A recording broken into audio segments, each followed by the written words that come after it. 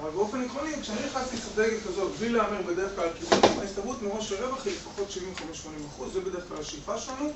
כמובן שתמיד יכול ליפול ל-20-25%, ולכן אנחנו מפרזים את זה על הרבה אסטרטגיות, ואני רוצה להזכיר לכם שבארצות הברית יש אלפי מניות, תעודות סל, סחורות, ממונפות, שורטים, לונגים, אין גבול למה שאנחנו יכולים, על אג"חים, על מה שאתם רוצים. כלומר, זה באמת הארץ האפשרויות הבלתי מוגבלות, ואנחנו נראה את זה במהלך הקורס, ונבדוק מניות ספציפיות וחברות ספציפיות, חברות מנופחות, חברות זולות, וכו' וכו' וכו' וכו'. אוקיי? וזה גם החלק אולי גם יותר מעניין, למרות שהחלק הראשון לא פחות מעניין, בטח לבצע גידורים בשוק כמו שיש לנו היום.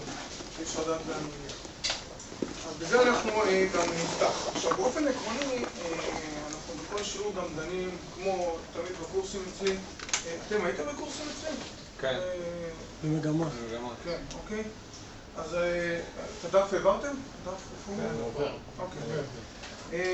אז כמובן אנחנו נתייחס לדברים שקורים בשוק, סקירות כלכליות, מצב הנתונים הכלכליים. היום אני לא אכנס לזה כי אני רוצה להספיק חומר, כי זה שיעור גם ראשון ואני רוצה גם שתבינו במה מדובר. אבל כמו למשל דיברנו ביום שלישי, מי שפה כבר בקורס של יום שלישי, אז באתי עם סקירה האחרונה של כל הנתונים שפורסמו בארצות הברית, מצב הכלכלה, מצב המקרו, ורובכם יודעים את דעתי על מצב המקרו-כלכלה. כבר מזמן דיברנו על זה. לגבי הנושא של מה אני חושב על הכלכלה העולמית ועל מצב השווקים ומה צריך לנהוג. לצערנו גם צדקנו בתחזיות שלנו.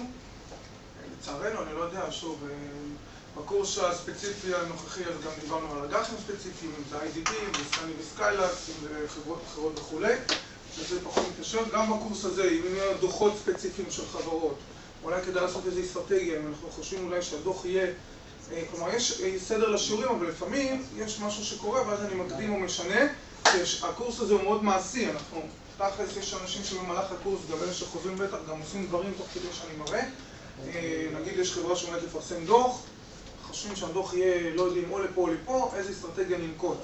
יש לזכור שבארצות הברית יש לנו אופציות עד 3 שנים, הרבה פעמים, וגם יש תמיד אופציות שבועיות, פוקות תמיד ביום שישי הקרוב.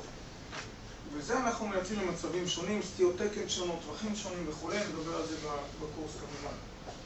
אז קודם כל, לפני שאני מתחיל בדוגמה הספציפית,